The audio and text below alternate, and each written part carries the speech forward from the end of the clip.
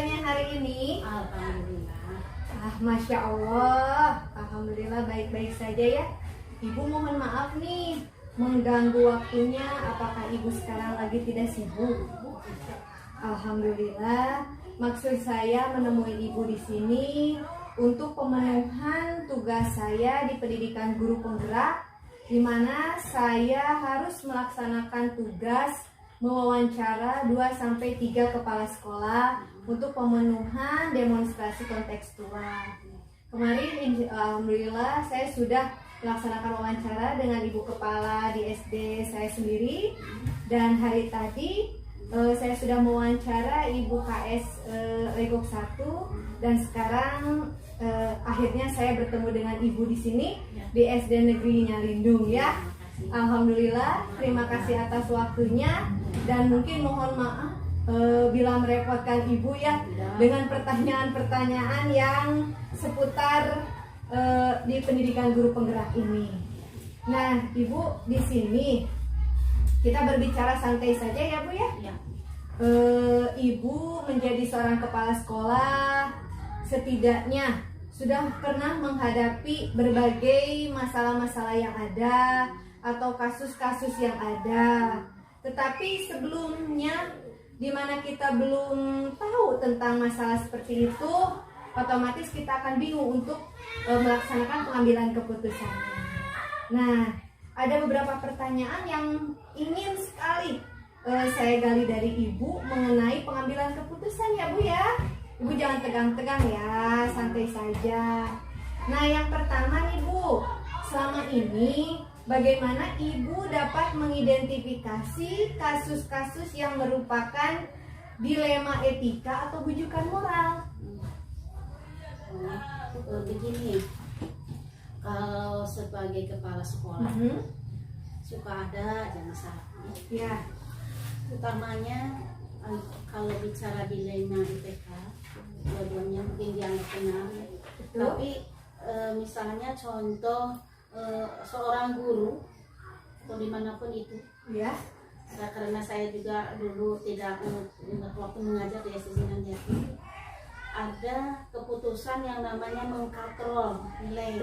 Di satu sisi kan itu tidak boleh, tapi di sisi lain bahwa mengkatrol nilai itu sama dengan ketahanan sekolah juga ya.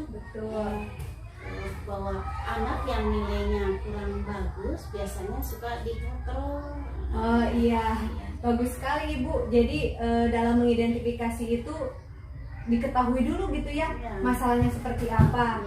Jadi pas ada ibu menemukan salah satu masalah di mana istilahnya para guru mengkatrol nilai siswa yang mungkin nilainya kurang dari KKM, dengan berbagai identifikasi yang ada itu dinyatakan oh masalah yang akan dihadapi tentang masalah dilema etika. Mungkin seperti itu ya bu ya.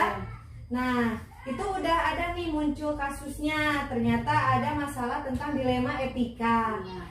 Ke pertanyaan nomor 2 nih bu, selama ini bagaimana ibu menjalankan pengambilan keputusan di sekolah ibu, terutama untuk kasus-kasus di mana ada dua kepentingan yang sama-sama benar atau sama-sama mengandung nilai kebajikan? Ya, pada intinya kan kita harus selalu berkolaborasi dengan gurunya, dengan diskusi dengan gurunya juga. Nah, pentingnya dari sebuah diskusi supaya mendapatkan jalan keluar untuk permasalahan yang dihadapi. Di satu sisi kan kalau misalnya anak nilainya kurang baik, masa nilainya pas-pasan gitu kan. Sementara anak kan mungkin suatu saat dia tuh akan ke sekolah ya jenjang yang lebih tinggi, masa pas dengan KKM-nya. Betul sekali. Nah itu juga akan jadi dilema sebetulnya, walaupun dalam hati mah pengennya gitu ya, pengennya tuh anak tuh yang terbaik. Tapi kan karena jika dipaksakan lebih baik juga gak kurang baik juga, maka ada anak seperti itu. Masya Allah, jawaban yang luar biasa, pemikiran seperti itu. Jadi ke dalam hal menjalankan pengambilan keputusan tadi ibu sudah menyinggungnya ya antara rasa keadilan atau rasa kasihan ke anak itu bagaimana akan yang terjadi ke depannya, dan menyinggung juga ke jangka pendek lawan jangka panjangnya, di mana di sana dikategorikan untuk jalankan atau pengambilan keputusan, kita harus tahu dulu 4 paradigma yang ada. Tadi udah kesinggung tentang ada individu lawan masyarakatnya, rasa keadilan lawan rasa kasihannya, jelas ya. Tadi ada kebenaran lawan kesetiaan, dan jangka pendek lawan jangka panjang. Nah, terutama di dalam kasus tentang mengkatrol nilai siswa. Oke, sangat baik sekali Ibu jawabannya. Sangat sinkron dengan apa yang sedang saya pelajari sekarang di pendidikan guru penggerak. Ini ke pertanyaan nomor 3, Bu. Langkah-langkah atau prosedur seperti apa yang biasa Ibu lakukan selama ini? Langkah-langkah yang terkait dengan Ya, pengambilan keputusan. Pengambilan keputusan ini ya Betul. tentunya kita harus juga berkolaborasi, berkoordinasi dengan guru yang hampir di setiap kelas, di jenjang kelas itu akan ada seperti itu. Karena mungkin karena ya anak tuh ada yang sifatnya senangnya dia di keterampilan, Betul. tapi dia kurang paham di pengetahuan. Nah, dengan cara koordinasi, dengan cara diskusi dengan teman sejawat ini, atau ya kalau istilahnya kebetulan saya jadi kepala sekolah, berarti harus memberikan bimbingan kepada apa namanya, bawahan, bahwa memang harus dilakukan seperti itu. Iya, karena di dalam pengambilan keputusan itu tidak semena-mena harus pemikiran kita sendiri ya, Bu ya. Jadi Ibu sangat berpikiran apakah mungkin pengambilan keputusan itu berpikir ke hasil akhir, berpikir ke berbasis peraturan yang ada, jangan mengkatrol nilai, atau bahkan Ibu sendiri berpikir berbasis rasa peduli terhadap anak tersebut. Betul. Dan selain daripada itu, sangat baik sekali dengan Ibu kolaborasi dengan guru-guru, di mana Ibu sendiri sebagai kepala sekolah sudah mengambil langkah-langkah untuk pengambilan keputusan. Tadi di awal udah mengidentifikasi dulu ya nilai-nilai yang bertentangannya antara rasa kebenaran dan pedulinya. Ibu udah menentukan siapa saja yang terlibatnya, antara ya guru-guru yang mengkatrol nilai dan anak-anak. Ibu juga sudah mengumpulkan jelas mungkin ya fakta-fakta yang ada, kenapa bisa dikatrol itu nilai. Karena mungkin anak itu kenapa bisa dikatrol, karena ada kelebihan di antara kekurangan yang dia miliki. Selain itu, Ibu juga sudah mengujinya, mana antara benar dan salahnya, terus nanti membuat keputusan, merefleksikannya. Sangat baik sekali jawaban Ibu, sinkron dengan apa yang sudah saya pelajari sekali lagi. Nah, di mana ke pertanyaan keempat, tadi Ibu udah menjabarkan langkah-langkah prosedur yang Ibu lakukan selama ini. Pasti ada sisi bagusnya ya Bu ya. Hal-hal apa saja yang selama ini Ibu anggap efektif dalam pengambilan keputusan pada kasus-kasus dilema etika? Apa ya? Kalau masalah apa kan? Tadi langkah-langkahnya kan itu udah diambil ya, identifikasi, menentukan siapa yang terlibatnya, mengumpulkan fakta-fakta, kolaborasinya sampai ngambil keputusannya. Yang Ibu anggap rasa paling efektif itu di poin yang mana ya? Di pengambilan keputusan yang bersifat berbasis hasil.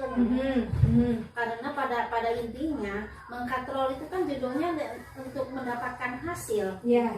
Itu mungkin yang Ibu pahami itu. Betul. Oke, sangat baik itu ketika Ibu berpikiran untuk pengambilan keputusan yang dianggap paling efektif itu sesuai dengan prinsip berpikir berbasis hasil akhir, di mana mungkin nanti hasil akhir anak walaupun anak kekurangan nilai atau apa ya tidak pas atau lebih dari KKM, itu bisa menjadi bahan pertimbangan Ibu ke rasa peduli terhadap anak. Rasa peduli juga ya. Oke. Nah, jelas ya. Pasti di mana ada sisi positif, ada sisi negatifnya. Ke pertanyaan ke nomor 5. Hal-hal apa saja yang selama ini Ibu anggap merupakan tantangan dalam pengambilan keputusan pada kasus-kasus dilema etika? Tantangannya seperti apa? Kalau masalah tantangan itu pasti banyak ya. Iya. Cuman diupayakan seminimal mungkin. tidak terlalu di apa namanya, kita tuh harus bisa kembali ke kita aja. Betul. Nah, kembali ke kita aja, jangan terlalu di apa namanya, di expose juga keluarga juga nggak baik ya, karena ini ranahnya udah ranah dapurnya. Iya, iya. Jadi tantangan-tantangan dalam artian apakah mungkin antara mengatrol nilai atau tidaknya, ada yang setuju atau tidaknya, itu bisa diantisipasi sama kita-kita semua ini di sekolah. Terus ibu dapat istilahnya mengambil keputusan menyikapi tantangan-tantangan itu seperti apa, dengan obrolan-obrolan santai dengan para guru, terus dengan siswa-siswa tertentu, iya, yang mungkin akan tuanya juga. Betul, dengan orang tuanya. Jadi tantangan itu tetap bakal ada ya, gimana kitanya saja, bagaimana cara mengantisipasi kitanya. Jangan sampai tantangan itu dibesar-besarkan ya, dalam artian tetap bakal ada keputusan yang bijak yang diambil sama ibu. Bagus sekali ibu. Nah, di sini ke pertanyaan nomor 6.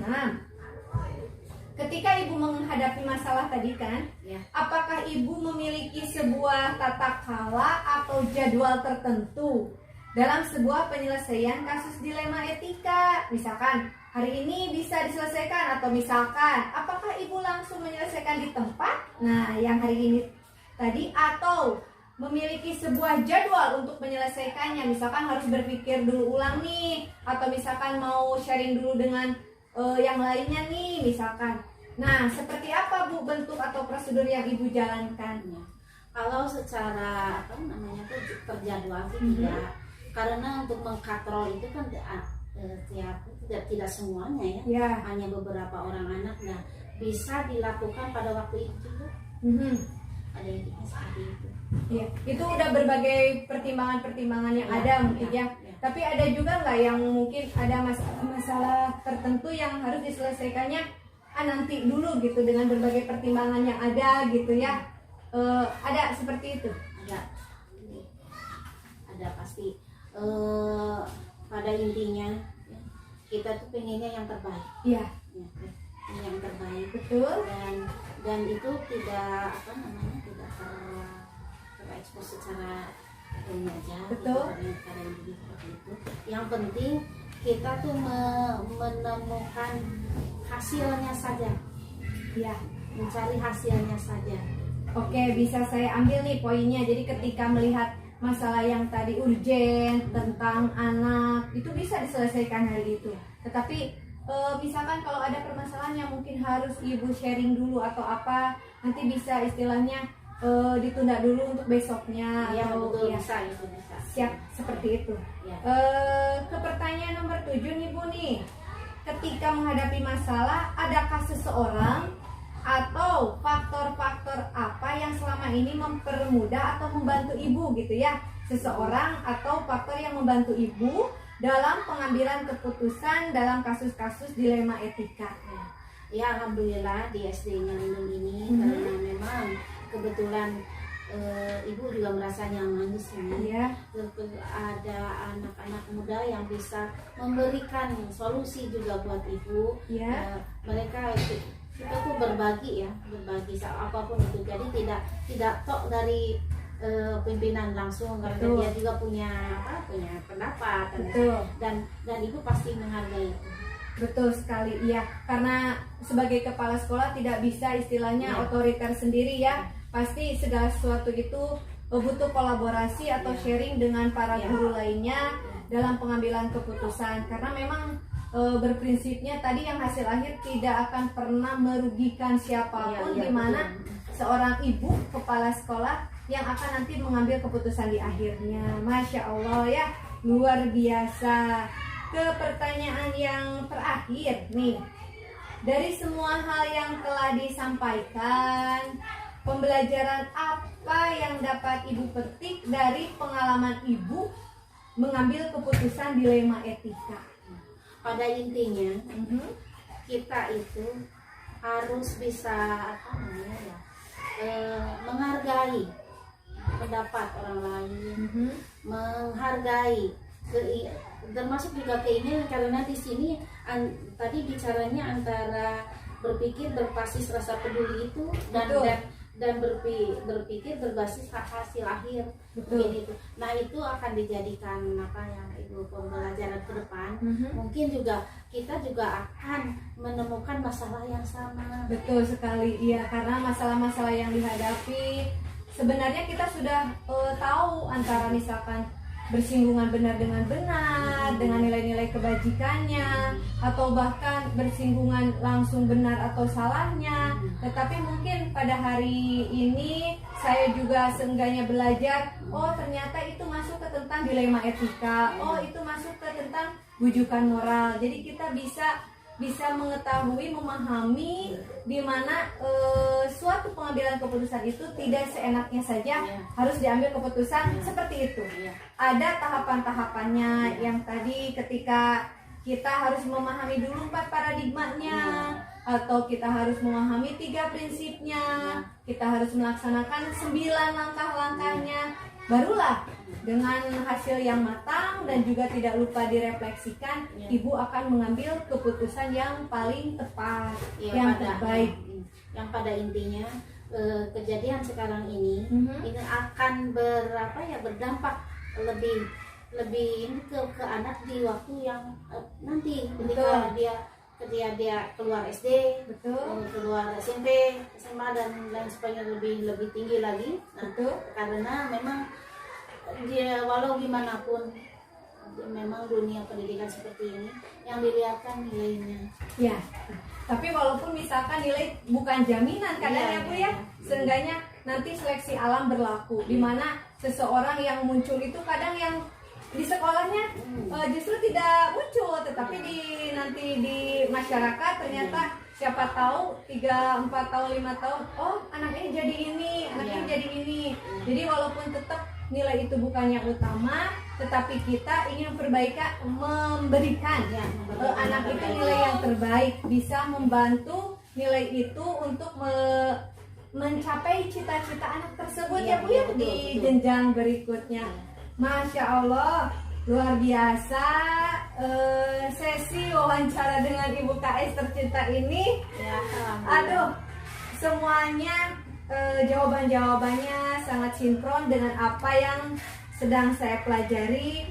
Tidak ada istilah benar atau salah. Saya di sini alhamdulillah bisa sharing ilmu, menggali jawaban-jawaban dari Ibu untuk bekal saya nanti dalam pengambilan keputusan untuk di ranah sekolah ataupun di masyarakat.